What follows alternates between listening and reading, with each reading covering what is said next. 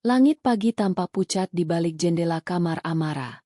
Embun masih menggantung di dedaunan halaman belakang, dan aroma masakan dari dapur pelan-pelan menembus pintu kayu yang sedikit terbuka.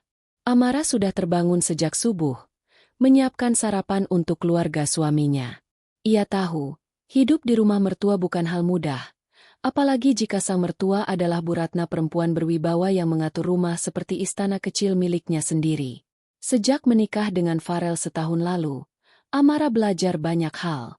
Ia belajar menahan kata ketika ingin membela diri, belajar tersenyum meski hatinya perih, dan belajar bahwa diam kadang adalah bentuk cinta yang paling melelahkan. Bagi Amara, rumah itu bukan sekadar tempat tinggal. Ia menganggapnya sebagai ujian-ujian sabar, ujian hati, dan ujian untuk membuktikan bahwa ia mampu menjadi istri yang baik. Pagi itu, ia mengaduk sayur bening di panci besar sambil sesekali memeriksa nasi di magic jar. Bu Ratna baru saja keluar dari kamar. Langkahnya berwibawa. Sorot matanya tajam menelusuri dapur seakan mencari kesalahan. "Telat kamu bangun, Mar," ucapnya datar, tanpa salam. Amara menunduk sedikit, suaranya pelan. "Tadi sempat sholat dulu, Bu. Maaf kalau sarapannya agak." "Alasan," potong Bu Ratna dingin. "Kalau tinggal di rumah orang, harus tahu diri. Jangan bikin orang lain menunggu." Amara menelan ludah. Ia tidak membantah. Bukan karena tak mampu, tapi karena sudah terlalu sering tahu hasil akhirnya. Setiap ucapan pembelaan hanya akan berujung pada pertengkaran baru. Jadi, ia memilih diam, melanjutkan pekerjaannya dengan hati-hati, memastikan semua tersaji sempurna di meja makan. Di sana, Riko, kakak Farel, sudah duduk sambil menggulir ponsel, sementara Dina, si adik bungsu, sibuk bercermin sambil menata rambut panjangnya. "Mar, tehku kurang manis," keluh Dina, bahkan sebelum mencicipinya. Amara menatapnya sebentar, tersenyum samar, lalu menuang sedikit gula tambahan. "Ini, Din, coba sekarang." Dina mencibir kecil. "Lain kali jangan pelit gula, ya? Aku nggak suka teh yang hambar." Bu Ratna melirik putrinya lalu memandang Amara dengan tatapan yang sama dinginnya. "Kamu dengar? Anak-anak saya ini terbiasa dengan rasa yang pas. Jadi tolong belajar sedikit. Jangan asal." Satu napas panjang lolos dari dada Amara. Ia tak mengeluh. Ia hanya membatin, berharap waktu berlalu cepat. Farel belum turun dari kamar. Seperti biasa, ia berangkat agak siang karena lembur malam sebelumnya. Suaminya itu sebenarnya bukan lelaki yang jahat, tapi juga bukan pembela yang sigap.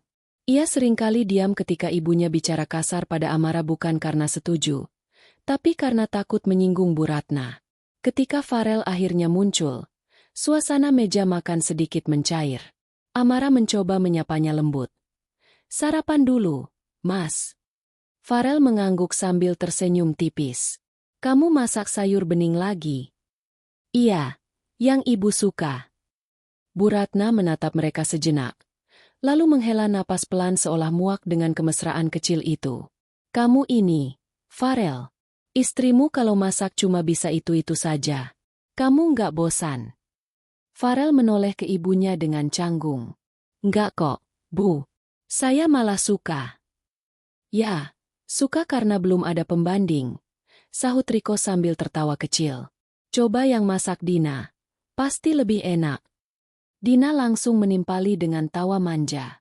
"Ah, Kak Riko bisa aja. Aku kan belum nikah. Nanti aja masak buat calon suami." Canda yang terdengar ringan itu menusuk hati Amara. Ia hanya tersenyum, menutupi rasa getir yang perlahan menumpuk di dadanya.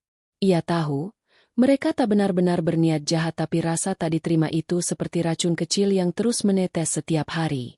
Sedikit demi sedikit, membuatnya lemah.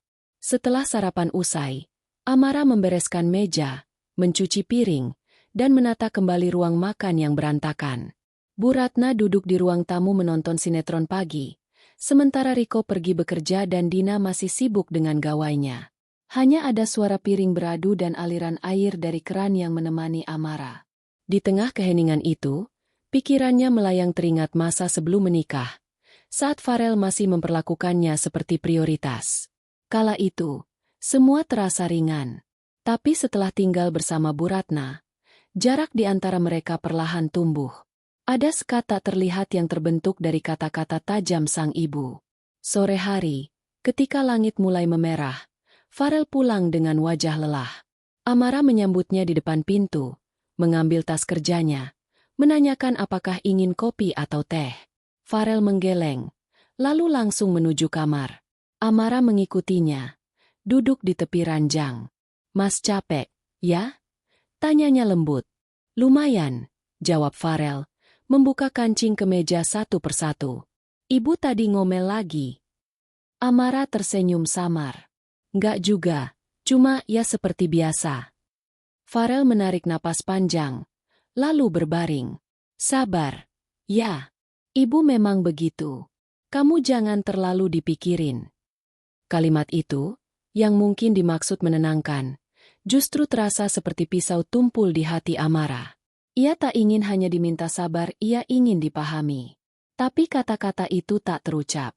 Ia hanya memandangi wajah Farel yang mulai terpejam, lalu perlahan berdiri meninggalkan kamar. Malamnya, Amara menelepon sahabatnya, Sinta. Mereka sudah bersahabat sejak kuliah. Suara Sinta selalu menjadi pelarian dari sesak di rumah itu. "Mar, kamu lagi di mana?" tanya Sinta di ujung telepon. "Di kamar. Farel udah tidur. Tadi siang aku lewat rumahmu. Niat mau mampir. Tapi aku takut dikira ngerecokin mertua kamu." Amara terkekeh kecil, meski tak ada lucu di dalamnya. Memang sebaiknya jangan dulu. Bu Ratna lagi sensitif. Semua hal kecil bisa jadi salah di matanya. Sinta terdiam sejenak. "Kamu kuat banget, Mar. Tapi ingat, sabar itu ada batasnya. Jangan sampai kamu kehilangan dirimu sendiri." Amara menatap langit-langit kamar. Matanya mulai panas. "Aku cuma nggak mau Farel kecewa. Aku udah janji bakal jadi istri yang baik, walau dunia rasanya nggak berpihak." Setelah panggilan itu, Amara duduk lama di tepi tempat tidur. Ia melihat foto pernikahannya di atas meja rias dirinya dan Farel tersenyum. Bu Ratna berdiri di samping dengan ekspresi datar. Saat itu pun Amara sudah tahu, cinta kadang harus berhadapan dengan restu yang setengah hati. Hari berganti. Minggu berikutnya, Bu Ratna semakin sering mengatur Amara dalam hal-hal kecil. Dari cara melipat pakaian, menyapu halaman, bahkan menata piring. Semua harus cara Bu Ratna. Jika sedikit saja berbeda, komentar pedas langsung meluncur. Dina dan Riko tampak menikmati setiap kali Amara dipermalukan, seolah itu hiburan tersendiri di rumah besar itu. Suatu pagi, Bu Ratna memanggil Amara ke ruang tengah. Wajahnya terlihat kaku, matanya tajam. "Mar, saya mau bilang sesuatu," ucapnya. Amara berdiri gugup. Tangannya saling meremas. "Ada apa, Bu?" "Mulai sekarang, jangan sentuh kamar saya tanpa izin. Jangan masuk, jangan bersih-bersih, jangan ngapa-ngapain di sana. Saya nggak suka orang lain mengutak-atik barang pribadi." Amara terkejut, tapi mengangguk. "Baik, Bu. Saya minta maaf kalau selama ini ada yang salah." "Ya sudah, jangan sampai terulang. Saya nggak mau kehilangan barang berharga cuma karena kamu sok rajin." Kata-kata itu menghujam seperti panah. Tapi Amara menunduk, menelan semuanya tanpa balasan. Ia tahu, perintah itu mungkin hanya bentuk ketidakpercayaan yang lebih dalam. Dan ia mencoba memahaminya, meski hatinya mulai rapuh. Beberapa hari kemudian, situasi rumah makin terasa dingin. Farel sibuk, Bu Ratna sering keluar rumah. Riko dan Dina jarang bertegur sapa dengannya.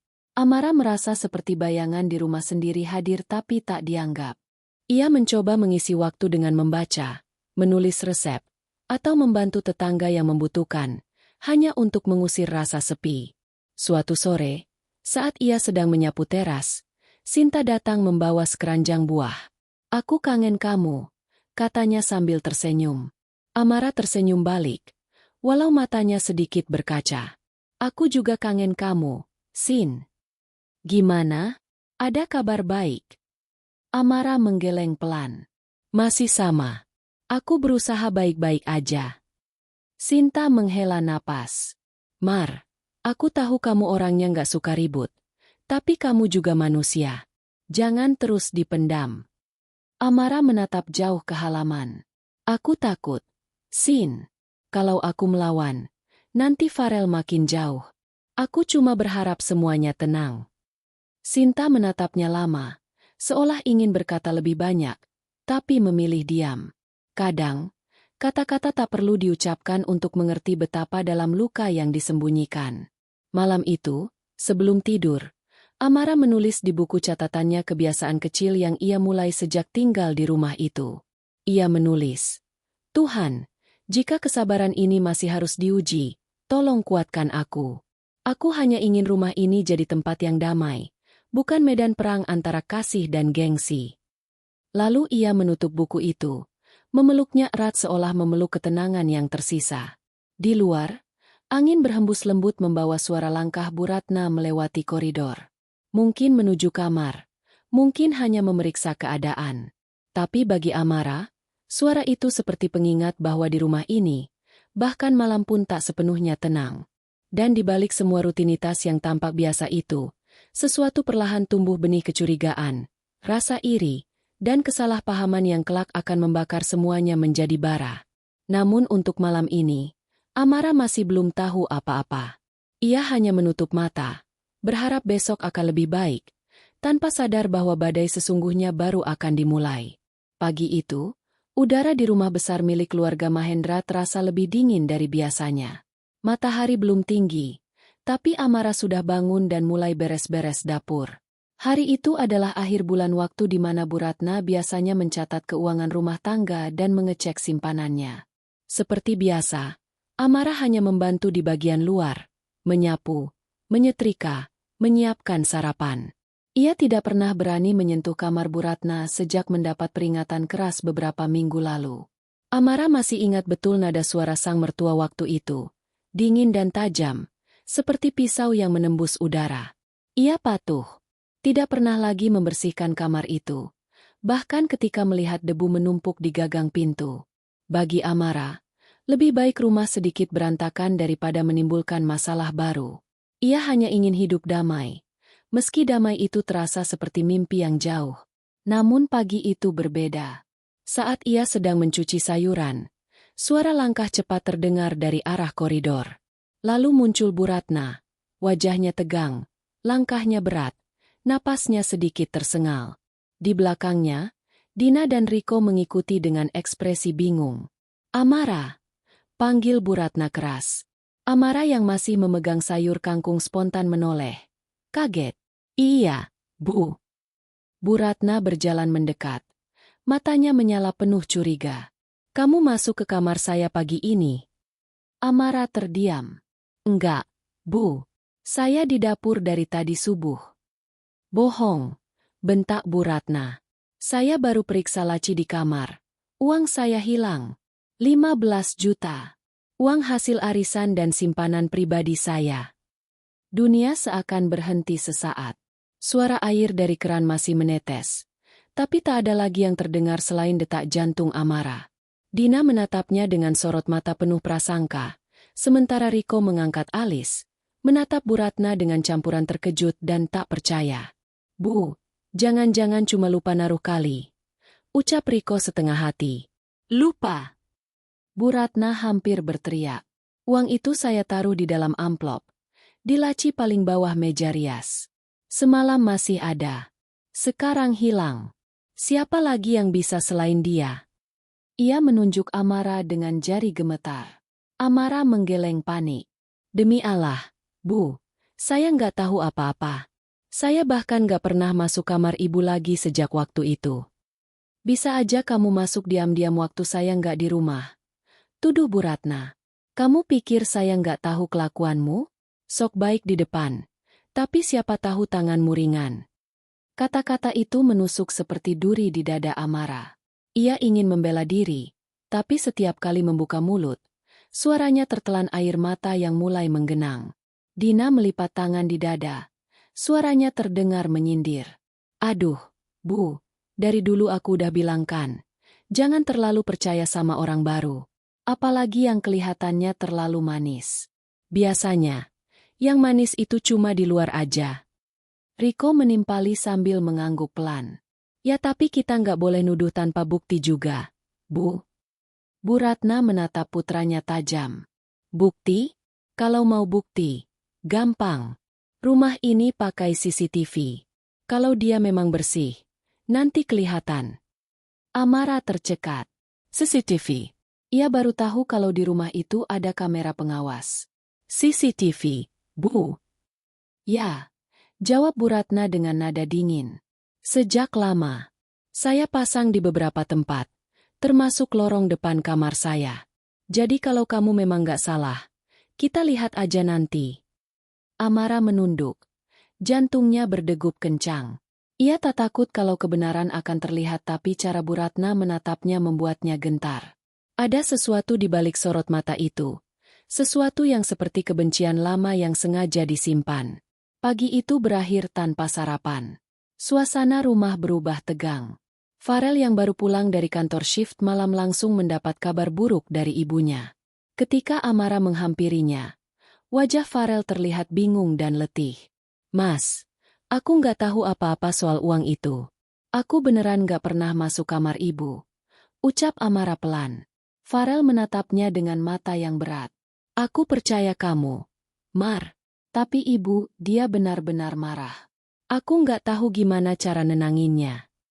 Amara menelan air mata yang hampir jatuh. Aku cuma pengen semuanya selesai tanpa harus ribut, Mas. Farel mengangguk lemah, lalu keluar kamar untuk bicara dengan ibunya. Dari balik pintu yang setengah tertutup, Amara bisa mendengar suara Bu Ratna yang meninggi. Saya nggak butuh pembelaan. Fakta tetap fakta. Uang saya hilang, dan cuma dia yang bisa melakukannya. Ibu, jangan asal nuduh. Bisa aja. Cukup, Farel. Potong Bu Ratna tajam. Kamu mau buta karena cinta? Sejak dia datang, suasana rumah ini nggak pernah tenang. Sekarang uang saya hilang, dan kamu masih belain dia. Suara bentakan itu membuat Amara menutup telinga. Ia merasa kecil, seolah tak ada tempat untuk dirinya di rumah itu. Farel tak melanjutkan perdebatan, mungkin karena tak ingin memperkeruh keadaan. Beberapa menit kemudian, ia masuk kamar lagi dengan wajah muram. Ibu mau ngumpulin keluarga besar hari Minggu nanti, katanya lirih. Katanya, biar semuanya jelas di depan orang banyak. Amara menatapnya tak percaya. Ngumpulin keluarga besar? Buat apa? Katanya mau muter CCTV di depan mereka semua. Tubuh Amara seakan kehilangan tenaga. Ia duduk di tepi ranjang, menatap lantai kosong. Rasa malu dan takut bercampur jadi satu. Seolah hidupnya berubah jadi mimpi buruk yang tak bisa ia hentikan. Ia tahu, sekalipun nanti terbukti tak bersalah, nama baiknya sudah terlanjur tercoreng. Ia akan selalu dikenang sebagai menantu yang pernah dicurigai mencuri uang mertua. Hari-hari menjelang minggu terasa seperti penantian menuju hukuman. Amara tetap menjalankan rutinitas seperti biasa memasak, mencuci, menyapu tapi tak ada lagi yang berbicara padanya kecuali sekadarnya. Dina bahkan sengaja berbisik-bisik di dapur setiap kali ia lewat. Kalau benar dia yang ngambil, berarti hebat juga, bisa nyembunyiin 15 juta tanpa ketahuan. Ucap Dina dengan nada mengejek. Riko tertawa kecil. Iya, pintar juga ya. Nggak kelihatan licik. Amara mendengar semuanya, tapi pura-pura tak peduli. Ia tahu melawan hanya akan memperburuk keadaan. Di tengah tekanan itu, satu-satunya tempat ia bisa bernafas adalah saat berbicara dengan Sinta.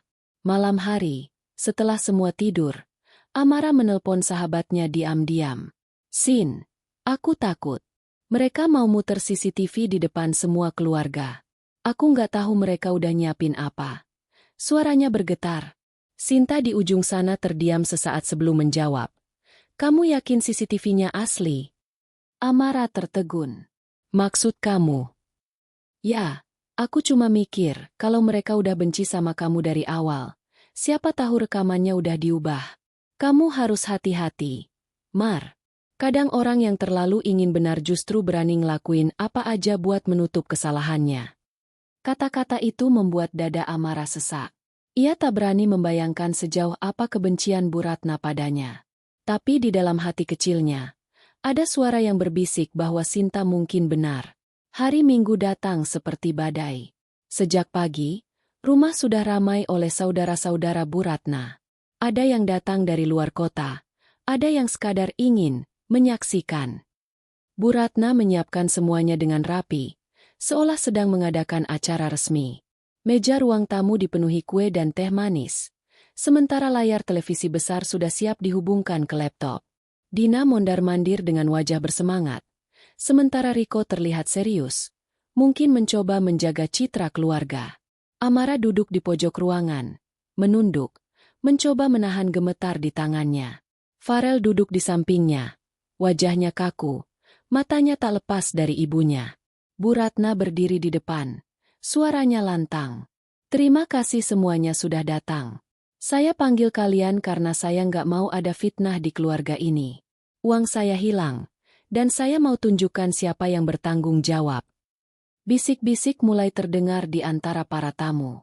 Beberapa memandang Amara dengan rasa iba, tapi sebagian besar terlihat penasaran seperti menonton drama yang akan mencapai puncaknya. Bu Ratna kemudian memberi isyarat pada Riko untuk menyalakan video yang sudah disiapkan. Ini rekaman dari CCTV lorong depan kamar saya, katanya dengan nada percaya diri. Lihat sendiri siapa yang masuk ke sana malam itu. Amara menatap layar dengan napas tertahan. Ruangan tiba-tiba sunyi, hanya suara detik jam dinding yang terdengar. Di layar, muncul gambar kabur dari lorong rumah. Bayangan seseorang berjalan mendekat ke arah pintu kamar Bu Ratna. Semua mencondongkan badan, ingin melihat lebih jelas. Tapi tiba-tiba, gambar di layar bergoyang. Video itu berhenti sesaat. Lalu muncul adegan lain bukan Amara, melainkan Bu Ratna sendiri, sedang membuka laci di kamar. Tangannya memasukkan sesuatu ke dalam tas kecil, lalu menutup laci itu dengan hati-hati. Beberapa detik kemudian, wajahnya tampak jelas di depan kamera, memeriksa sesuatu, lalu pergi sambil menenteng tas itu. Ruangan membeku. Tak ada suara. Semua orang menatap layar, lalu beralih menatap Bu Ratna yang berdiri kaku di depan mereka. Wajahnya pucat seketika, matanya membesar. Ini salah. Suaranya bergetar. Videonya salah. Bukan ini yang saya maksud. Tapi tak ada yang bicara. Bahkan Riko dan Dina terdiam. Farel menatap ibunya dengan wajah antara marah dan tak percaya. Amara tak tahu harus merasa apa, lega, sedih, atau justru takut. Yang jelas, dunia yang selama ini menekannya tiba-tiba berbalik. Kebenaran, entah dari mana datangnya, kini berdiri di pihaknya. Namun di balik rasa lega itu, Amara tahu luka yang ditinggalkan tuduhan itu tak akan hilang begitu saja. Dan di balik tatapan Bu Ratna yang gemetar, ia bisa melihat sesuatu, bukan hanya rasa malu, tapi juga ketakutan. Ketakutan karena rahasia yang selama ini disimpannya akhirnya terbongkar oleh tangannya sendiri. Hari itu belum benar-benar berakhir, tapi Amara tahu, hidupnya tak akan pernah sama lagi. Sejak hari uang itu dinyatakan hilang, kehidupan Amara berubah menjadi semacam kabut yang menyesakan. Waktu terasa berjalan lambat. Setiap menit seperti menunggu dentuman tak terhindarkan. Ia tetap melakukan rutinitasnya seperti biasa, menyiapkan sarapan, mencuci piring, menyapu halaman, tapi tatapan mata di sekelilingnya membuat semua terasa berbeda. Tidak ada lagi sapaan hangat. Tidak ada lagi percakapan ringan tentang cuaca atau masakan. Yang ada hanya pandangan curiga, lirikan diam, dan keheningan yang penuh prasangka. Pagi hari di rumah itu kini seperti menghadapi sidang sunyi yang tak berkesudahan. Setiap langkah Amara diikuti mata-mata yang menimbang, menilai, mencari-cari tanda bersalah. Bahkan langkahnya ke dapur seperti dosa kecil yang siap dihitung. Dina sering muncul di belakangnya tanpa suara, lalu berpura-pura tersenyum saat ketahuan. Riko bersikap lebih tenang, tapi nada suaranya selalu mengandung jarak dingin yang membuat Amara tahu ia tidak benar-benar berpihak. Bu Ratna, sang penguasa rumah, masih menatapnya dengan tatapan tajam seperti pisau yang belum puas menoreh luka. Tidak ada lagi bentakan langsung, tapi justru diam panjang yang menakutkan. Diam yang berisi kebencian yang sudah matang, siap meledak kapan saja. Kadang, di waktu-waktu sepi, Amara merasa seperti hidup di dalam rumah orang asing. Rumah itu begitu besar, tapi rasanya sempit, pengap, dan penuh bayangan. Suatu pagi, Amara sedang mencuci piring ketika mendengar Bu Ratna berbicara di ruang tamu dengan suara cukup keras, seolah sengaja ingin didengar. Bayangkan saja, katanya pada seorang tamu perempuan. Baru juga beberapa bulan jadi menantu, sudah berani macam-macam. Kalau saya diam, nanti dikiranya bisa seenaknya. Sekarang aja uang saya bisa hilang, entah nanti apa lagi. Tamu itu mungkin kerabat jauh terdengar menimpali dengan nada prihatin pura-pura. Astagfirullah, Bu. Dunia sekarang memang aneh. Kadang orang kelihatannya sopan, ternyata hatinya hitam. Tepat sekali, jawab Bu Ratna cepat. Saya sudah tahu dari awal. Perempuan itu bukan pilihan yang sepadan buat Farel. Tapi anak saya keras kepala. Sekarang, dia sendiri yang repot. Amara berdiri kaku di depan wastafel. Tangan gemetar menahan sendok yang belum selesai dibilas. Air yang mengalir menimbulkan suara lirih yang bercampur dengan degup jantungnya. Ia tahu, pembicaraan itu ditujukan padanya. Bu Ratna tahu ia mendengar, dan sengaja melakukannya untuk membuatnya goyah. Tapi Amara hanya menarik napas dalam, menahan air mata yang mulai berkumpul. Ia sudah terlalu sering menangis, dan kini air mata terasa tak ada artinya lagi. Ketika Farel pulang malam harinya, Amara berusaha tersenyum seperti biasa. Tapi tatapan suaminya juga berubah. Ada keraguan halus di mata itu, meski bibirnya tetap lembut. Ibu masih marah, katanya pendek sambil melepas sepatu. Amara duduk di tepi tempat tidur. Aku tahu, tapi sampai kapan, Mas? Farel menghela napas panjang. Sampai semuanya jelas. Mungkin. Semua sudah jelas. Aku nggak ambil uang itu, bisik Amara lirih. Tapi Farel tak menjawab. Ia hanya menatap kosong ke arah jendela. Dan dalam keheningan itu Amara tahu di dalam hati kecilnya. Farel pun mulai goyah. Malam-malam berikutnya terasa panjang dan berat. Amara sering terbangun di tengah malam, menatap langit-langit kamar yang gelap. Ia memikirkan setiap kejadian, setiap kata yang pernah diucapkan, mencari celah di mana kesalahpahaman itu bisa dimulai. Tapi semakin dicari, semakin tak ditemukan apa-apa. Ia hanya tahu satu hal, rumah itu perlahan menolaknya. Ia seperti debu di lantai marmer mudah dihapus, mudah dilupakan. Dina makin sering memancing. Suatu sore, ketika Amara sedang menyapu halaman, Dina datang dengan nada manja tapi menusuk. Kak, aku barusan lihat ibu masih nyari amplop uang yang hilang. Aku jadi kasihan. Loh, pasti ibu kecewa banget. Amara berhenti menyapu. Aku juga kasihan sama ibu. Dina tersenyum tipis. Iya, apalagi kalau ternyata yang ngambil itu orang dekat. Kan sakitnya double. Satu karena uangnya, dua karena dikhianati. Din, suara Amara bergetar tapi tetap tenang. Aku nggak ambil uang itu. Dina pura-pura terkejut. Aku nggak bilang kamu loh, Kak. Tapi kamu kok langsung defensif gitu, ya? Amara tak menjawab. Ia tahu Dina hanya ingin melihatnya marah. Jadi ia melanjutkan menyapu.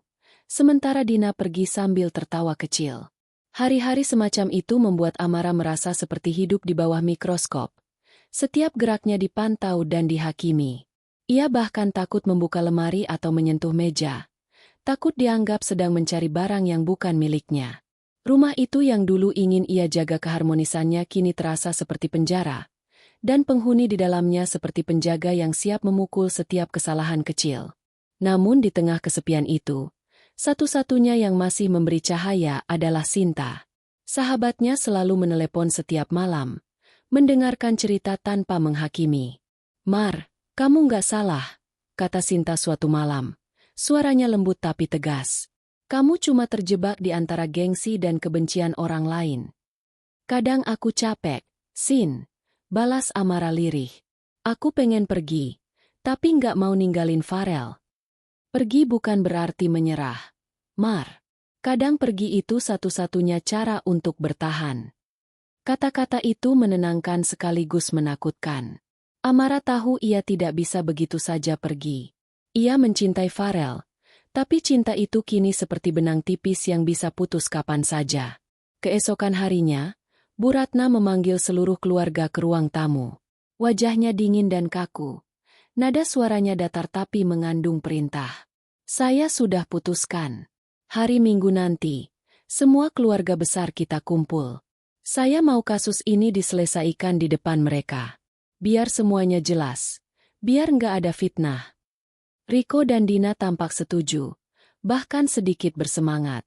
Mereka seperti menunggu pertunjukan besar. Farel hanya diam, tapi Amara bisa melihat kegelisahan di wajah suaminya. Ia sendiri hanya menunduk. Tak ada lagi yang bisa dikatakan.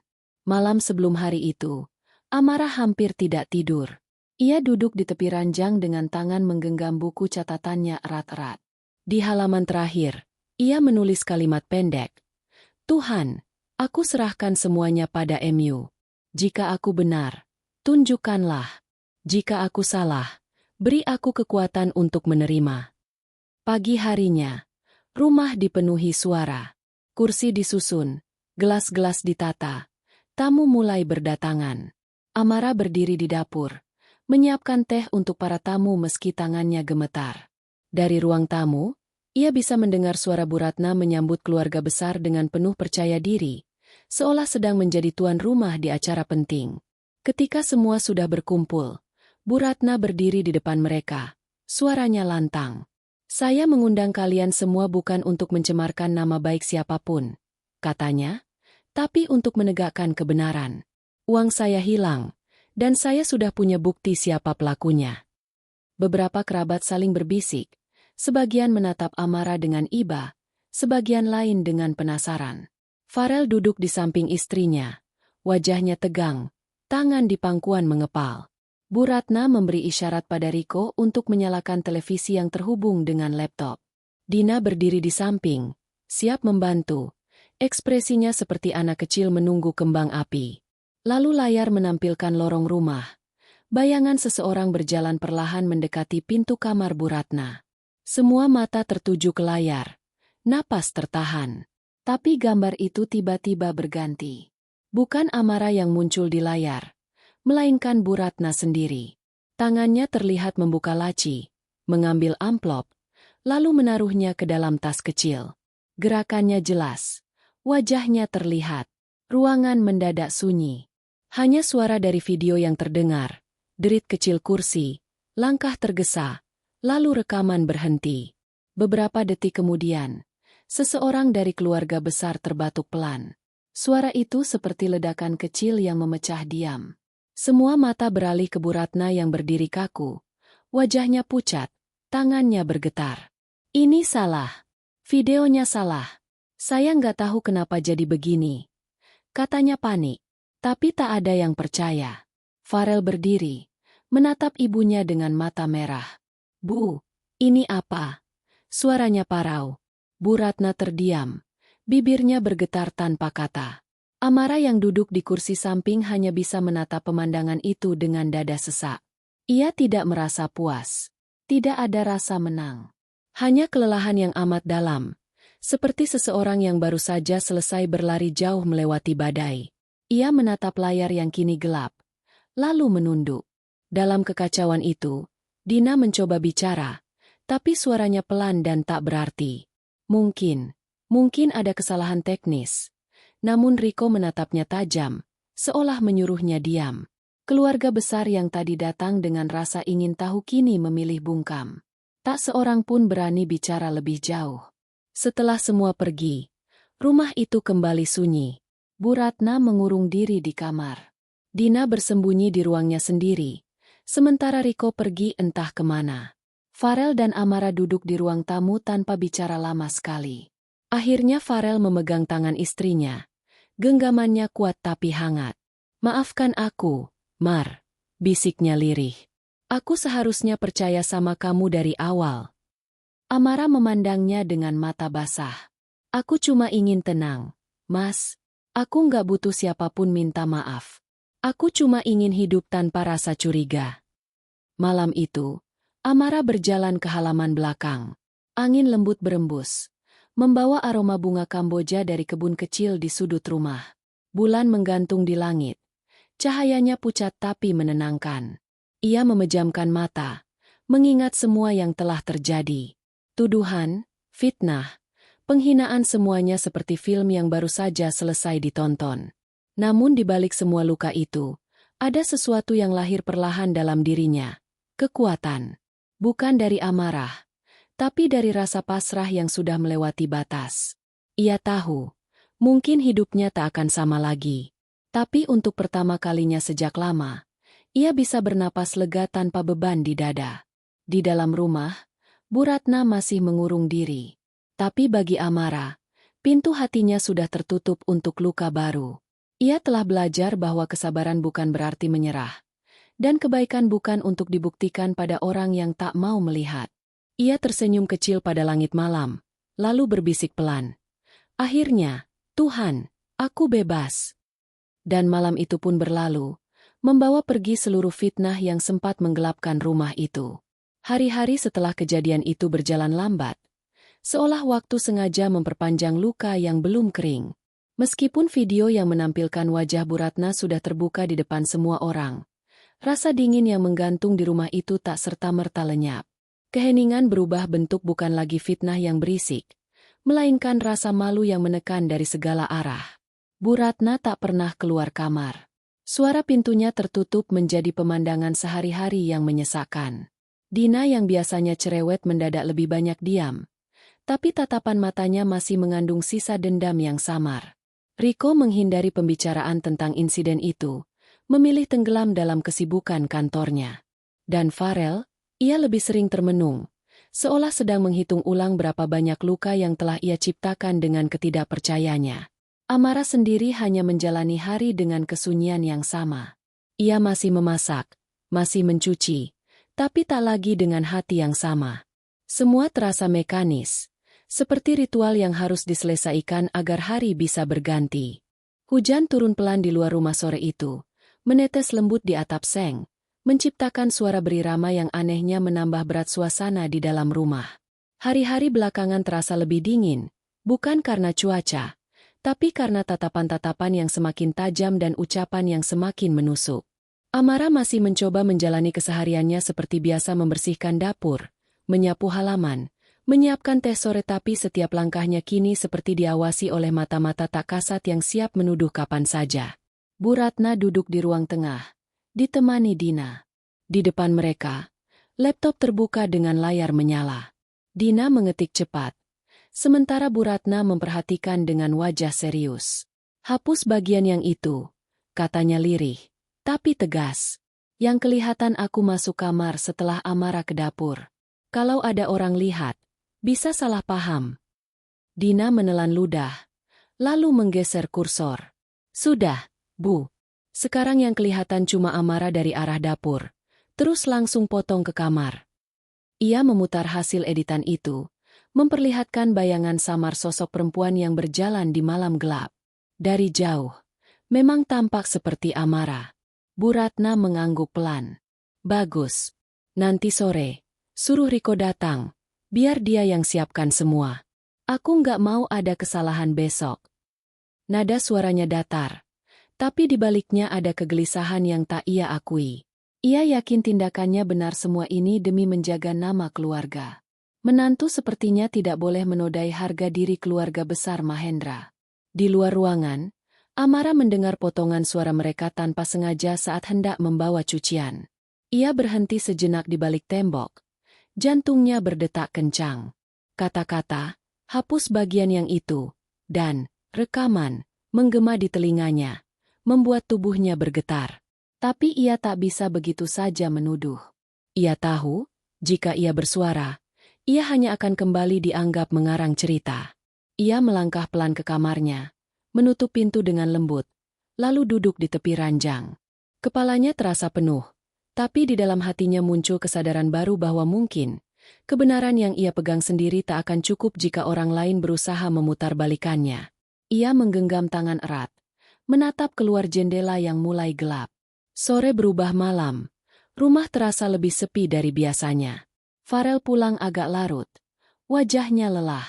Ia duduk di ruang makan tanpa banyak bicara. Amara menatapnya dari dapur. Ingin sekali berkata sesuatu, tapi lidahnya keluh. Setiap kali ia mencoba memulai pembicaraan, ingatannya kembali pada semua pertengkaran yang telah terjadi. Ia tak ingin lagi memperpanjang luka. Sementara itu, di kamar Bu Ratna, suara printer terdengar lembut. Dina membantu menyiapkan undangan kecil semacam pemberitahuan kepada keluarga besar untuk datang esok hari. Besok sore jam 2, semuanya kumpul di sini, kata Bu Ratna tanpa menoleh. Kita akan buktikan siapa sebenarnya yang berani mencoreng nama keluarga ini. Dina mengangguk, meski dalam dadanya ada sedikit rasa tidak nyaman. Ia tahu betapa keras kepala ibunya, tapi kali ini sesuatu terasa berbeda. Ia sendiri yang memindahkan amplop itu beberapa waktu lalu, bukan untuk mencuri, melainkan karena ingin meminjam sementara niatnya akan dikembalikan esok hari. Tapi uang itu tak pernah sempat dikembalikan, dan kini ibunya terlanjur menciptakan cerita besar untuk menutupi rasa malu keluarga. Dina ingin bicara, tapi rasa takut menahannya. Ia terlalu takut menghadapi amarah ibunya sendiri. Malam itu Amara tak bisa tidur. Di sampingnya, Farel sudah terlelap, tapi pikirannya masih berputar. Ia teringat kata-kata Sinta yang sempat datang siang tadi. Mar, kamu nggak perlu takut. Kebenaran selalu punya caranya sendiri buat muncul, katanya sambil menggenggam tangan Amara erat. Saat itu Amara hanya tersenyum lemah.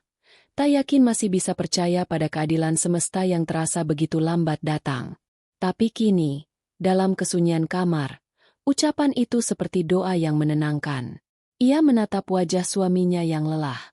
Andai kamu tahu, Rel, apa yang sebenarnya mereka lakukan, bisiknya tanpa suara. Air mata mengalir perlahan di pipinya. Ia tak lagi menangis karena takut, melainkan karena sedih menyadari betapa jauh jarak antara dirinya dan keluarga yang seharusnya menjadi pelindungnya. Di ruang tengah, Bu Ratna masih duduk di depan laptopnya, memandangi hasil editan rekaman itu berulang-ulang. Setiap kali menontonnya, ia merasa puas sekaligus cemas. Ia tahu apa yang ia lakukan salah, tapi gengsi menahannya untuk berhenti. Dalam pikirannya, ini hanyalah pelajaran bagi Amara agar menantu itu tahu tempatnya, agar tak lagi terlalu menonjol di rumah yang bukan miliknya. Pukul 11 malam, semua rumah sudah sunyi. Lampu ruang tamu masih menyala, menyinari meja tempat laptop dan flash disk diletakkan. Dina datang diam-diam, menatap benda kecil itu lama. Rasa bersalahnya semakin berat. Ia ingin menghapus file itu, tapi takut ketahuan. Akhirnya ia hanya duduk di kursi, menunduk dalam diam. Kenapa kamu masih di sini? Suara Bu Ratna terdengar di belakangnya. Enggak, Bu. Cuma mau pastikan semua udah beres. Bu Ratna menghela napas. Ingat, besok jangan banyak bicara. Biarkan aku yang menjelaskan semuanya. Dina mengangguk pelan, menunduk dalam. Dalam hatinya, ada rasa ingin berteriak, tapi lidahnya keluh. Malam kian larut. Angin berembus membawa aroma tanah basah. Di kamar, Amara akhirnya menutup mata, meski tidur yang datang bukanlah tidur yang tenang. Dalam mimpinya, ia melihat bayangan-bayangan samar, suara langkah, dan cahaya yang berkelip di layar seolah alam bawah sadarnya sudah tahu, besok akan jadi hari penentu. Sementara itu, di luar, langit benar-benar gelap. Bulan bersembunyi di balik awan, dan hanya sisa hujan yang menetes perlahan di atap rumah. Rumah keluarga Mahendra seakan menahan napas bersama penghuninya. Di dalamnya, kebenaran dan kebohongan kini hanya dipisahkan oleh sehelai malam yang tipis. Besok, semuanya akan terbuka, dan tak ada seorang pun yang siap menghadapi akibatnya. Pagi itu datang dengan hawa yang berat. Udara di rumah keluarga Mahendra seperti menahan sesuatu yang tidak terlihat. Seisi rumah bergerak pelan, berhati-hati, seperti takut menyentuh udara yang terasa penuh tegangan. Bahkan suara piring di dapur terdengar terlalu nyaring, dan langkah-langkah di lantai seolah menggema. Hari itu adalah hari yang ditentukan Bu Ratna sendiri, hari ketika ia yakin nama keluarganya akan dibersihkan dari aib, dan Amara akan menerima ganjaran dari kesalahannya. Amara bangun lebih awal dari biasanya. Ia tidak bisa tidur semalaman. Pikirannya terus melayang pada percakapan yang sempat ia dengar malam sebelumnya. Setiap kalimat yang ia tangkap dari balik pintu masih berputar di kepalanya, menimbulkan campuran takut, pasrah, dan rasa ingin menyerah. Tapi di antara itu semua, ada sesuatu yang baru tumbuh dalam dirinya, bukan keberanian, melainkan keteguhan. Ia sudah tidak punya tenaga untuk membela diri, tapi juga tidak akan lari. Ia mengenakan kebaya sederhana berwarna krem, wajahnya polos tanpa riasan berlebihan. Di matanya, ada lelah yang tidak bisa disembunyikan, tapi juga ada ketenangan aneh seperti seseorang yang sudah siap menerima apapun. Sementara itu, di ruang tengah, Bu Ratna terlihat sibuk. Ia memeriksa ulang semua persiapan. Kursi-kursi sudah disusun rapi, minuman sudah disiapkan, bahkan meja untuk menaruh laptop sudah ditata sedemikian rupa agar semua bisa melihat dengan jelas. Di sudut meja, flash disk kecil berwarna hitam tergeletak. Benda kecil yang seolah menjadi kunci nasib seseorang. Dina berdiri di samping ibunya. Wajahnya pucat. Sejak pagi, ia tidak banyak bicara. Rasa bersalah semakin menyesakkan dadanya. Tapi ia masih belum berani membuka mulut. "Riko udah jalan ya?" tanya Bu Ratna tanpa menoleh. "Udah, Bu," katanya, "bentar lagi sampai." Jawab Dina pelan. "Baik. Begitu semua keluarga kumpul, kita mulai. Aku nggak mau ada yang salah paham lagi soal keluarga ini." Ucapnya mantap, meski nada suaranya sedikit bergetar. Amara duduk di ruang makan sendirian. Ia bisa mendengar suara tamu mulai berdatangan dari luar. Langkah-langkah kaki yang disertai sapaan-sapaan formal. Beberapa di antara mereka adalah kerabat jauh yang datang dengan rasa ingin tahu lebih dari simpati. Seperti biasa, gosip tentang menantu yang mencuri uang mertua sudah menyebar lebih cepat dari kebenaran. Sinta datang sekitar pukul 1:30, mengenakan blus sederhana dan wajah cemas. Ia menghampiri Amara tanpa banyak bicara, menggenggam tangan sahabatnya erat-erat. "Kamu yakin mau ikut nonton rekaman itu?" tanyanya lirih. Amara hanya mengangguk pelan. "Aku udah nggak mau sembunyi lagi, Sin." Sinta menatap mata Amara lama, lalu tersenyum tipis. "Apapun yang terjadi, aku di sini." Suara langkah-langkah makin ramai. Ruang tamu semakin penuh. Riko datang membawa beberapa kerabat laki-laki yang terlihat berwibawa, paman dan sepupu jauh. Mereka duduk di kursi panjang, mengangguk sopan tapi dengan tatapan yang sulit dibaca. Suasana seolah meniru ruang sidang kecil. Ketika jam menunjukkan pukul 2 siang tepat, Bu Ratna berdiri di tengah ruangan. Ia menegakkan bahunya, menatap semua orang dengan ekspresi yang dikendalikan dengan sempurna. "Terima kasih sudah datang," katanya. "Saya tahu beberapa waktu ini nama keluarga kita jadi bahan omongan. Tapi hari ini, saya ingin meluruskan semuanya dengan bukti nyata." Semua mata tertuju padanya. Amara menunduk, sementara Farel yang duduk di sebelahnya terlihat gelisah. Ia tidak tahu apa yang akan diputar, tapi sesuatu di dalam dirinya merasa tidak tenang. Riko menyiapkan laptop dan menyambungkannya ke televisi besar di ruang tamu. Dina berdiri di belakang. Tangannya gemetar saat menyerahkan flash disk ke kakaknya. "Ini, filenya," ucapnya pelan. Riko mengangguk tanpa curiga, lalu memasangnya. Beberapa detik kemudian, layar menyala. Suara kecil muncul dari speaker statis, lalu gambar gelap. Di pojok kanan bawah, tanggal dan jam muncul. Malam ketika uang itu hilang. Semua menahan napas. Gambar pertama menunjukkan dapur yang sepi. Lalu, dari arah kiri layar, muncul bayangan perempuan yang berjalan perlahan. Dari jauh, bentuk tubuhnya memang menyerupai Amara. Ia menuju ke arah kamar Bu Ratna, lalu menghilang di balik pintu. Gambar berhenti di sana. Beberapa orang berbisik pelan. Bu Ratna tersenyum tipis, merasa puas melihat reaksi mereka. "Itu dia," katanya dengan nada datar tapi penuh kemenangan. "Saya tidak ingin menuduh, tapi ini buktinya." Saya harap semua bisa melihat dengan jernih. Namun belum sempat ia lanjut bicara, layar televisi tiba-tiba bergetar. Rico menatap layar, bingung. Ini kenapa ya? Gumamnya. Ia mencoba menekan tombol pause, tapi video malah melanjutkan dengan sendirinya muncul folder lain. Namanya mirip tapi dengan tambahan angka di belakang. Rico hendak menutupnya, tapi sistem menolak. Aneh, filenya autoplay. Bu Ratna mulai panik kecil.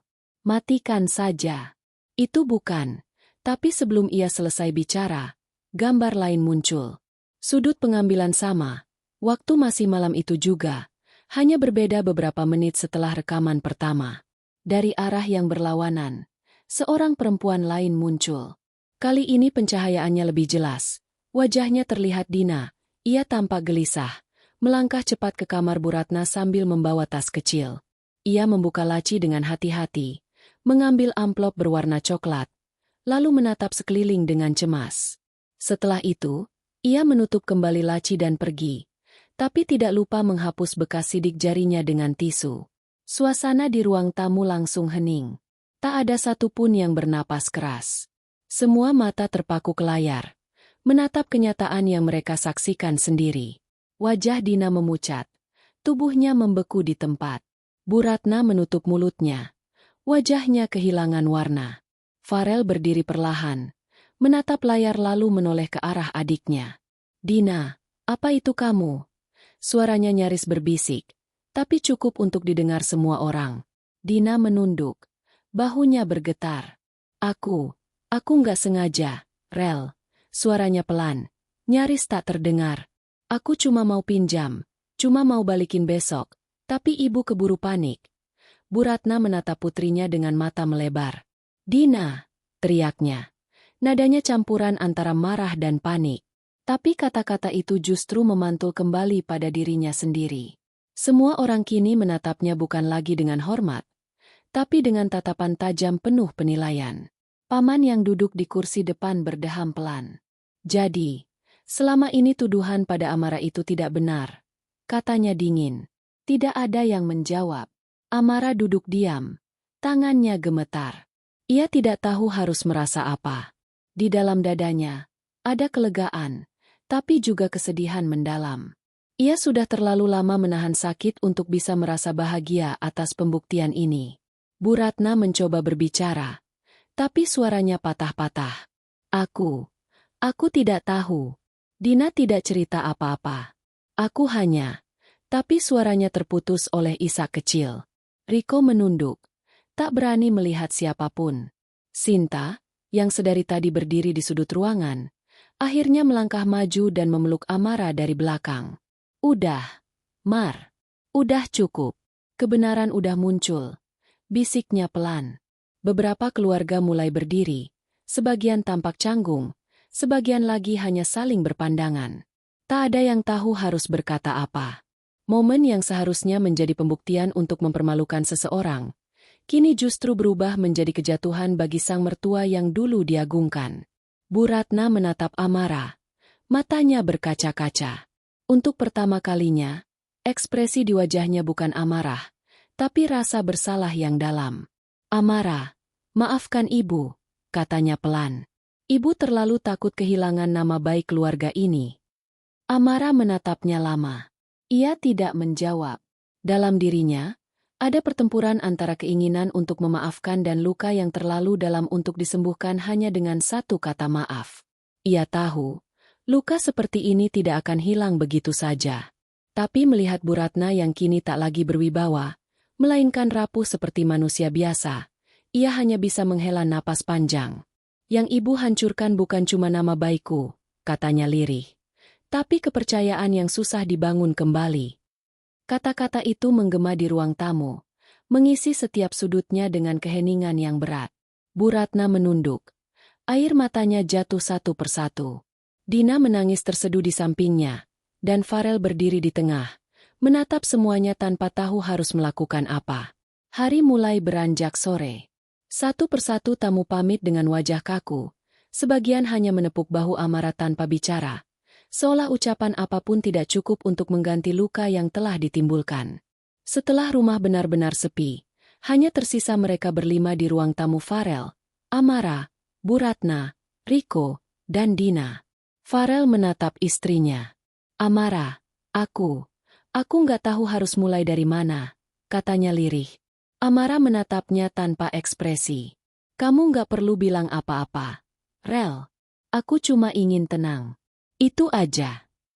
Ia bangkit, melangkah ke arah kamarnya, meninggalkan mereka yang masih membeku di ruang tamu. Malam datang cepat. Langit kembali mendung seperti pagi tadi. Amara duduk di depan jendela kamarnya, memandangi sisa hujan yang menetes di kaca. Dalam keheningan itu, ia memikirkan betapa panjang perjalanan yang sudah ia lewati. Tuduhan, penghinaan, rasa takut, dan akhirnya kebenaran yang muncul dengan caranya sendiri.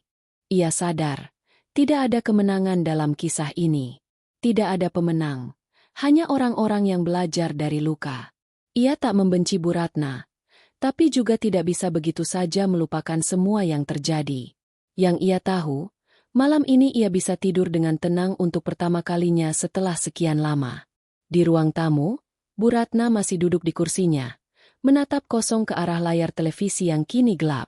Dalam hatinya, ada penyesalan yang terlambat.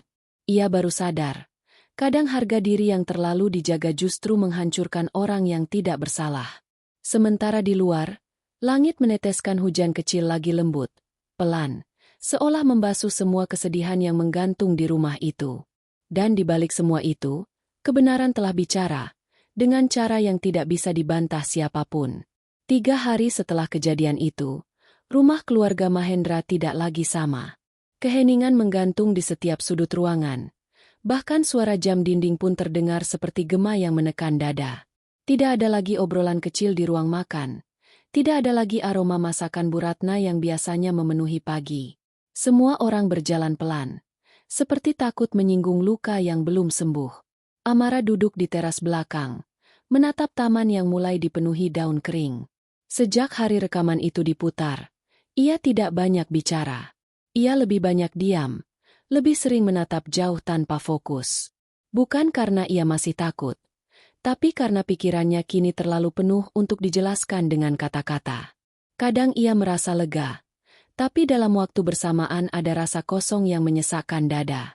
Kebenaran yang datang terlambat tidak selalu membawa kedamaian, kadang justru meninggalkan kehampaan yang lebih dalam. Di ruang tamu, Bu Ratna duduk sendirian. Tubuhnya tampak lebih kecil dari biasanya, seolah seluruh wibawa dan kebanggaannya runtuh bersama hari itu. Sejak kebenaran terungkap, ia jarang keluar kamar. Ia tidak lagi memerintah, tidak lagi mengatur segalanya seperti dulu. Kini, bahkan untuk menyapa Amara pun ia butuh keberanian yang belum ia temukan. Dina, yang selama ini menjadi bayangan Bu Ratna, juga mengurung diri. Ia jarang makan, jarang bicara. Rasa bersalah yang ia simpan terlalu berat untuk ditanggung. Kadang dari dalam kamar terdengar suara tangisnya yang tertahan, tapi tak seorang pun masuk untuk menenangkannya. Semua orang di rumah itu kini sibuk berperang dengan diri masing-masing. Farel mencoba memperbaiki keadaan, tapi langkahnya selalu salah. Ia ingin mendekati ibunya, tapi merasa bersalah pada istrinya. Ia ingin menghibur Amara, tapi malu dengan sikapnya di masa lalu. Ia terjebak di antara dua dunia yang kini retak dan saling menjauh. Pagi itu, Farel menghampiri Amara yang sedang menyapu halaman.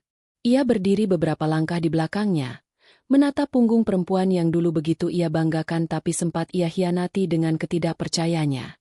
Mar, panggilnya pelan. Amara menoleh, sekilas tersenyum, tapi senyumnya hambar. Iya. Farel terdiam sejenak. Aku cuma mau bilang terima kasih kamu masih di sini. Kamu masih mau bertahan. Amara menatap mata suaminya lama, lalu menggeleng pelan. Aku nggak tahu ini bertahan atau belum sempat pergi. Kalimat itu sederhana tapi cukup untuk membuat dada Farel sesak. Ia tahu, hatinya tak punya pembelaan. Dalam diam, ia hanya mengangguk, lalu beranjak pergi meninggalkan Amara dengan sapunya dan udara pagi yang mulai menghangat. Hari-hari berikutnya berlalu dengan lambat. Setiap jam seolah menunda waktu, menahan detik agar rumah itu tetap dalam keheningan yang tak nyaman. Bu Ratna akhirnya keluar dari kamarnya setelah 4 hari. Wajahnya tampak letih. Matanya bengkak. Ia menatap Amara yang sedang menata bunga di meja makan, dan untuk pertama kalinya dalam hidup mereka, Bu Ratna berbicara dengan nada yang benar-benar lembut. Amara. Amara menoleh pelan, menunggu kelanjutan kata itu. Bu Ratna menunduk. Jemarinya menggenggam ujung selendang. Aku minta maaf. Aku sudah salah besar. Suara itu bergetar, bukan karena marah, tapi karena menahan air mata yang hampir jatuh. Amara tidak langsung menjawab. Ia hanya menatap wajah perempuan itu, perempuan yang dulu ia hormati seperti ibunya sendiri, tapi juga yang paling menyakitinya. Dalam hatinya, ada perasaan campur aduk, iba, kecewa, tapi juga lega karena akhirnya Bu Ratna bisa mengakui kesalahannya. Ibu nggak perlu minta maaf kalau cuma mau menenangkan hati ibu sendiri. Ucapnya pelan. Aku sudah lama berhenti berharap dimaafkan. Bu Ratna menatapnya. Air mata mulai jatuh. Aku tahu kamu nggak bisa langsung memaafkan. Tapi aku cuma ingin kamu tahu. Aku benar-benar menyesal. Aku terlalu sibuk menjaga nama keluarga sampai lupa menjaga hati orang yang ada di dalamnya. Kata-kata itu menggantung lama di udara. Tidak ada pelukan, tidak ada tangisan bersama. Hanya keheningan yang menggantikan segalanya. Tapi entah mengapa, di dalam hati Amara, ada sedikit ruang yang terasa lebih lapang. Ia tidak tahu apakah itu tanda ia telah memaafkan, atau sekadar letih membenci. Sore itu, Amara pergi ke rumah Sinta. Ia butuh udara lain, suara lain selain detak jam di rumah itu. Sinta menyambutnya dengan pelukan hangat dan teh manis di teras. Kamu kelihatan lebih tenang, kata Sinta sambil menatap sahabatnya. Amara tersenyum kecil. Tenang bukan berarti aku bahagia, Sin. Aku cuma udah berhenti melawan. Sinta menghela napas. Kadang berhenti melawan itu juga bentuk kemenangan. Mereka duduk lama tanpa banyak bicara. Angin sore membawa aroma tanah basah. Dan suara anak-anak kecil yang bermain di gang kecil depan rumah Sinta terdengar seperti irama yang menenangkan. Di antara kesunyian itu, Amara berpikir, mungkin kebahagiaan bukan soal membalas, tapi tentang berani melangkah lagi meski hati masih berdarah. Menjelang malam, Farel menjemput Amara. Ia menunggu di depan rumah Sinta. Wajahnya tampak canggung. Dalam perjalanan pulang, mereka nyaris tidak berbicara. Hanya suara mesin mobil dan hujan kecil di kaca depan yang menemani. Sampai akhirnya Amara berkata lirih. Rel, aku ingin pindah. Farel menoleh cepat. Pindah? Maksud kamu? Aku butuh ruang. Aku nggak bisa sembuh kalau masih di rumah yang sama dengan semua kenangan buruk itu. Farel diam lama, lalu menunduk. Kalau itu yang kamu mau, aku ikut. Amara menatapnya sebentar. Lalu menggeleng. Enggak, Rel. Aku mau sendiri dulu. Aku butuh waktu buat ngertiin semuanya tentang aku, kamu, dan apa yang udah terjadi. Mobil melaju pelan di tengah hujan. Farel tak berkata apa-apa lagi. Ia tahu, kata-kata tidak bisa lagi memperbaiki apa yang sudah lama retak. Kadang cinta tidak cukup untuk menambal luka yang dibuat oleh rasa tidak percaya. Beberapa hari kemudian, Amara benar-benar pergi. Ia pindah ke rumah kecil peninggalan orang tuanya di pinggiran kota. Rumah itu sederhana, tapi dikelilingi pepohonan dan suara burung di pagi hari. Di sana, Amara mulai belajar kembali bernapas tanpa rasa takut. Ia mulai menanam bunga, menulis di buku catatan tua, dan menata ulang hidupnya yang sempat hancur. Sinta sering datang berkunjung, membawa makanan atau sekadar duduk di beranda sambil bercerita hal-hal kecil. Kadang mereka tertawa, kadang diam. Tapi di mata Amara, tawa itu sudah berbeda. Ia bukan lagi tawa menutupi luka, tapi tawa yang lahir dari keberanian untuk bertahan. Suatu sore, ketika matahari mulai tenggelam, Farel datang. Ia berdiri di depan pagar, membawa sebuket bunga mawar putih. Wajahnya tampak lelah tapi tulus. Aku nggak datang buat minta maaf lagi, katanya pelan. Aku cuma mau bilang terima kasih. Karena kamu udah kuat. Lebih kuat dari yang pernah aku kira. Amara tersenyum tipis. Aku nggak kuat, Rel. Aku cuma belajar bertahan karena nggak punya pilihan lain. Farel menatapnya lama, lalu berkata, kalau suatu hari kamu siap mulai lagi, aku akan ada di sini. Tapi kalau tidak, aku akan tetap bersyukur pernah jadi bagian dari hidup kamu. Amara tidak menjawab. Ia hanya menatap bunga di tangan Farel, lalu langit jingga di belakangnya. Dalam hatinya, ia tahu, rasa sakit itu akan memudar perlahan bukan karena waktu, tapi karena ia memilih untuk tidak lagi hidup dalam kebencian. Ketika Farel pergi, Amara menatap punggungnya hingga menghilang di tikungan. Ia menutup pagar pelan, lalu berdiri di beranda, membiarkan angin senja menyentuh wajahnya. Di dalam dada yang dulu sesak, kini ada ruang yang perlahan terisi bukan oleh kebahagiaan besar, tapi oleh kedamaian kecil yang lama hilang. Malam itu, ia menulis di buku catatannya, ada luka yang tidak bisa disembuhkan oleh maaf, tapi bisa diredakan oleh keikhlasan. Aku sudah melalui badai, bukan untuk menang, tapi untuk kembali mengenal diriku sendiri. Di rumah besar keluarga Mahendra, Bu Ratna duduk di kamar, menatap bingkai foto keluarga yang retak di sudutnya. Dina duduk di lantai, menunduk di sampingnya. Ibu menyesal, katanya pelan. Tapi mungkin penyesalan datang bukan untuk didengar, hanya untuk dirasakan. Dina menggenggam tangan ibunya. Aku juga, Bu. Mereka berdua menangis tanpa suara, di bawah cahaya lampu redup yang memantulkan bayangan masa lalu di dinding. Sementara itu, di rumah kecilnya, Amara menatap langit malam yang bertabur bintang. Untuk pertama kalinya dalam waktu yang lama, ia merasa tenang. Ia sadar, hidup tidak selalu adil, tapi ia juga tahu, kebenaran tidak pernah benar-benar hilang. Ia hanya menunggu saatnya muncul seperti bintang yang tetap ada, meski tertutup awan gelap untuk sementara. Dan malam itu, di tengah kesunyian yang lembut, Amara menutup matanya dengan senyum kecil. Ia belum sepenuhnya sembuh, tapi ia sudah berdamai. Musim berganti. Hujan yang dulu datang membawa kesedihan kini hanya terasa seperti suara pelipur di atap rumah kecil Amara. Sudah hampir 3 bulan sejak ia meninggalkan rumah mertua, dan dalam waktu yang tidak begitu panjang itu, banyak hal berubah tanpa ia sadari. Hidupnya kini tenang, sederhana, tapi penuh makna.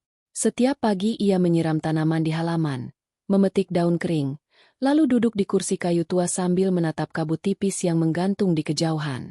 Di tempat itu, ia belajar mencintai sunyi. Dulu, kesunyian adalah hal yang ia takuti karena di dalamnya, semua kenangan buruk bergema. Tapi sekarang, sunyi menjadi teman baik yang menenangkan. Di rumahnya yang kecil, Amara hidup dengan ritme baru. Ia mulai menjahit baju pesanan dari tetangga, sesuatu yang dulu hanya ia lakukan untuk mengisi waktu. Kini, hasil tangannya menjadi sumber penghidupan. Sinta sering datang membantu, membawa cerita-cerita ringan yang membuat tawa mereka memenuhi ruang sederhana itu. Lihat nih, Mar, kata Sinta suatu siang sambil mengeluarkan kain berwarna biru laut dari tasnya. Kain ini cantik banget. Kamu harus jahitin buat dirimu sendiri. Jangan selalu buat orang lain. Amara tersenyum lembut. Nanti kalau aku sempat. Aku masih banyak pesanan. Sinta menatapnya lama, lalu berkata pelan. Kamu tahu nggak, kamu kelihatan lebih damai sekarang. Wajahmu nggak sekeras dulu. Amara hanya tertawa kecil. Mungkin karena aku udah berhenti membuktikan apapun. Dan memang benar, hidup Amara kini tidak lagi berputar di sekitar pembuktian. Ia tidak lagi berusaha membuat siapapun percaya, tidak lagi menunggu validasi dari orang yang dulu meremehkannya. Ia hanya ingin hidup, dengan caranya sendiri, tanpa rasa takut, tanpa tekanan. Suatu sore, ketika langit mulai berwarna keemasan, sebuah mobil berhenti di depan rumah. Dari dalamnya keluar seorang perempuan berkerudung sederhana Bu Ratna. Langkahnya pelan, matanya menatap tanah, bukan karena sombong, tapi karena malu. Ia membawa sebuah tas kecil di tangannya. Amara yang saat itu sedang menyapu halaman langsung berhenti. Sekilas, ia merasakan degup yang aneh di dada, semacam campuran antara terkejut, canggung, dan iba. "Ibu?" Suaranya pelan, hampir tak terdengar di antara desir angin. Bu Ratna menatapnya sebentar, lalu menunduk lagi. "Boleh ibu masuk?" Amara mengangguk, lalu mempersilakan. Di ruang tamu yang sederhana itu, mereka duduk berhadapan dua perempuan yang dulu saling menyakiti tanpa benar-benar tahu mengapa. Butuh waktu lama sebelum salah satu dari mereka berbicara. Akhirnya Bu Ratna membuka tasnya dan mengeluarkan sebuah amplop coklat. "Ini, uangmu," katanya pelan. "Aku baru sadar. Semua yang dulu aku tuduhkan padamu nggak pernah punya dasar. Uang itu aku temukan di laci lemari lain. Aku yang lupa menaruhnya. Tapi saat itu aku terlalu gengsi buat mengaku." Amara menatap amplop itu tanpa menjulurkan tangan. Ia tahu isi amplop itu bukan hanya uang, tapi juga simbol penyesalan, simbol keterlambatan. "Ibu nggak perlu repot," katanya lembut. "Aku nggak butuh uangnya." Bu Ratna menatapnya. Matanya berair. "Aku tahu. Tapi aku ingin menebus sedikit dari yang sudah aku hancurkan. Bukan soal uangnya, tapi soal harga dirimu yang sudah aku injak dulu. Aku menyesal, Mar." Amara menunduk. Ia tidak tahu harus menjawab apa. Dalam dirinya, masih ada sisa luka yang belum sembuh. Tapi di saat yang sama, ia merasa bahwa kemarahan tidak akan membawa kemanapun. Mungkin ini saatnya melepaskan, bukan untuk mereka, tapi untuk dirinya sendiri. "Ibu tahu," lanjut Bu Ratna, "sejak kamu pergi, rumah itu seperti kuburan. Dina sering menangis. Farel jarang bicara. Kami semua seperti kehilangan arah. Mungkin ini balasan karena kami sudah memperlakukanmu seperti musuh." Amara terdiam lama. Dalam hatinya, ada bagian kecil yang masih ingin marah, tapi ada bagian lain yang lebih besar yang ingin tenang. Ia lalu menatap Bu Ratna dengan mata yang lembut tapi tegas. "Ibu, aku sudah melewati banyak hal. Aku nggak tahu apakah aku bisa sepenuhnya memaafkan. Tapi aku sudah nggak mau hidup dengan kebencian. Jadi, anggap saja semua ini sudah selesai." Bu Ratna mengangguk pelan. Air matanya jatuh tanpa suara. Ia bangkit, mendekati Amara, dan menggenggam tangan menantunya itu. "Terima kasih sudah nggak membenciku," katanya lirih. Amara tidak menarik tangannya, tapi juga tidak membalas genggaman itu. Ia hanya membiarkannya karena kadang, penerimaan yang paling dalam bukanlah dari pelukan, tapi dari diam yang ikhlas. Ketika Bu Ratna pergi, sore sudah mulai meredup. Amara berdiri di depan rumah, menatap mobil itu menjauh di antara pohon-pohon mangga yang bergoyang diterpa angin. Di dadanya ada sesuatu yang terasa hangat, seperti beban yang pelan-pelan terangkat. Malamnya, ia menulis di buku catatannya. Ada maaf yang tak terucap tapi terasa. Ada luka yang tak hilang tapi tak lagi berdarah. Mungkin itu yang disebut damai. Beberapa minggu kemudian, Farel datang. Bukan dengan bunga atau janji baru, tapi dengan ekspresi jujur yang tidak lagi diselimuti gengsi. Ia tidak memaksa apapun. Tidak mencoba memperbaiki dengan kata-kata manis. Ia hanya ingin bicara. "Mar," katanya pelan di depan pintu. "Aku nggak akan banyak ngomong. Aku cuma mau kamu tahu. Aku udah berusaha memperbaiki semuanya di rumah. Ibu sekarang lebih lembut. Dina juga minta maaf. Tapi aku sadar, aku nggak bisa maksa kamu balik. Aku cuma mau bilang, kalau kamu butuh aku di sini. Tanpa syarat." Amara menatapnya dengan tatapan yang sulit dijelaskan. Ada bekas cinta di sana, tapi juga ada jarak yang tidak bisa dijembatani dengan mudah. "Rel, aku bersyukur kamu datang. Tapi aku juga belajar. Kadang cinta butuh jarak buat bisa sehat. Aku udah nemu tenangku di sini. Aku belum tahu apakah aku siap untuk kembali, tapi untuk saat ini, aku ingin sendiri dulu." Farel mengangguk, tanpa memaksa. Ia paham, kali ini Amara bukan berbicara dari luka, tapi dari kekuatan. "Kalau begitu, aku tunggu. Bukan buat menahanmu, tapi buat menghormati pilihanmu." Mereka berdua tersenyum samar. Tidak ada pelukan, tidak ada air mata. Hanya rasa saling mengerti yang mengalir di udara. Hari-hari berikutnya berlalu dengan tenang.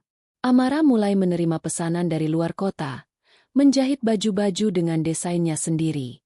Beberapa tetangga mulai memanggilnya, Bu Amara, dengan nada hormat, bukan sekadar panggilan biasa. Ia menjadi contoh perempuan yang kuat bukan karena ia tidak pernah hancur, tapi karena ia mampu menyusun dirinya kembali setelah dipecah berkeping-keping. Suatu pagi, Dina datang diam-diam. Wajahnya pucat, matanya sembab. Ia membawa sebuah kotak kecil berisi kalung mutiara. "Ini kalung ibu," katanya lirih. "Dulu aku yang ambil uang itu. Mar, aku yang salah. Tapi aku takut ngaku. Aku biarin ibu marah ke kamu. Karena aku takut ibu benci aku. Aku minta maaf." Air mata Dina jatuh di tangan Amara. Dunia terasa berhenti sejenak. Semua yang dulu ia duga, semua kecurigaan yang pernah lewat di pikirannya, kini terbukti. Tapi anehnya, Amara tidak merasa marah. Ia hanya merasakan sesuatu yang mirip dengan kelegaan. "Dina," katanya pelan, "aku udah nggak mau mengingatnya lagi. Yang penting, kamu tahu apa yang salah dan nggak ngulanginya." Dina menangis makin keras, lalu memeluk Amara erat-erat. Pelukan itu lama, penuh penyesalan, tapi juga kejujuran. Dan di dalam pelukan itu, sesuatu dalam diri Amara seolah benar-benar selesai. Ia tidak lagi membawa beban apapun. Setelah Dina pergi, Amara duduk di teras dengan mata yang basah tapi hati yang ringan. Ia menatap langit biru yang bersih, tanpa awan.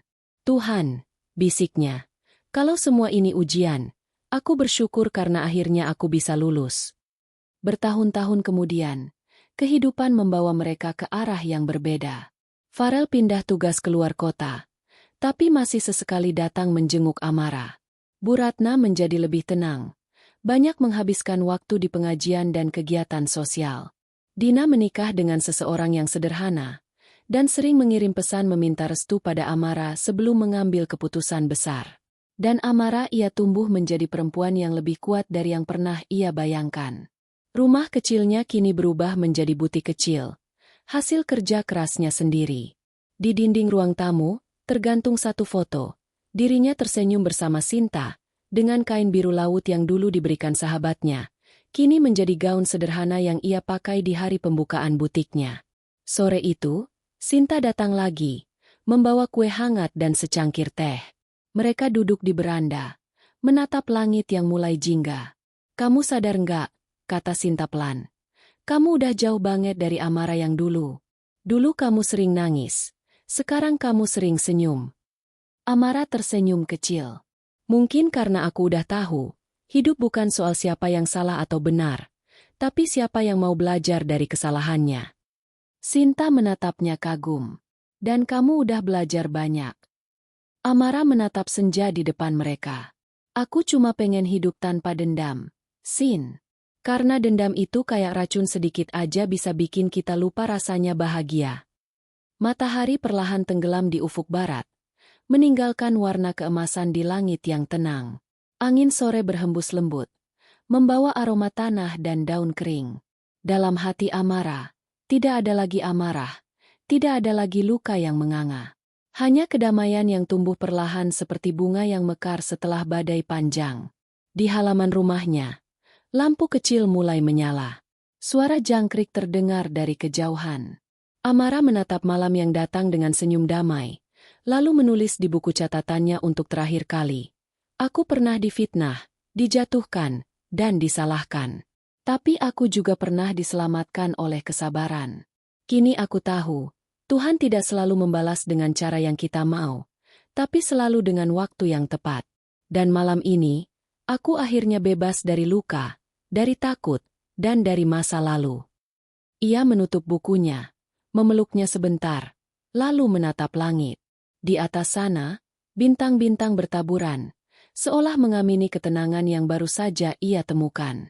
Dan disinilah akhir dari perjalanan panjang seorang Amara perempuan yang pernah dipermalukan, tapi akhirnya dimuliakan oleh kebenaran dan keberaniannya untuk memaafkan.